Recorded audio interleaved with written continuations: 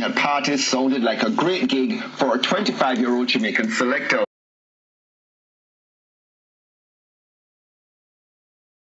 And welcome, you know what I mean? Well, I still sing about a lot of these issues, social commentary and stuff like those, you know what I mean? But at the same time, it's not just only that. I got to keep the clubs booming, I got to keep the cars in the street booming, so I make different songs, a little ragamuffin, a little intimate song. I try very best to maintain the culture. And presently what I'm doing now is that I've registered the Sizzla Youth Foundation. I think I should be giving back something to the youths of Jamaica, not to chase the fame and the fortune, but for the real cause, to help others to get to that level. Known to the fact that I've been out the limelight for quite some time, you know, people just want to see Sizzla, what new, the whole vibration. And even before that, Sizzla always have that fan base, that fan club, and have that magnitude of people that follow Sizzla. We can only do as much and say as much, and not because we become popular with the fame and the fortune doesn't mean that we should detour the nation as a lyricist out of their natural culture being embedded in them from that time. So as an icon, I think we can only do as much and say as much, and it doesn't really give the permission because you're an icon to go and street the nation,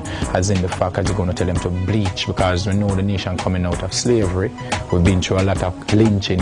So when you as an icon come back and you're going to be a role model and you're going to say you bleach and stuff like that, I think it's an insult to the black nation. Cartel is a very good artist, you know what I mean, a very good friend of mine based upon the music industry and stuff like that, you know what I mean. And I do believe everyone have the right, they reserve the right to do what they want and say what they want, but as I say, you got to remember you're in the eyes of the public, so certain things you just got to curtail it. It was a vivid experience, known to the fact that we're in Jamaica and we came to the public in Jamaica worldwide and telling them about Africa. I think it was only right to go there to see what's happening, and I was invited by the Honorable President Robert Mugabe to do a 21st February movement and to celebrate their 30th independence, because they say Bob Marley came 30 years ago, started, did the independence for them, so they've been looking for Sizzla over 10 years now. The world always see what's wrong on the black man's side, and what the black man does is not really compatible to what the world is offering now. But you must know, Africa is the cradle for civilization. Everyone wants to loot and raid Africa,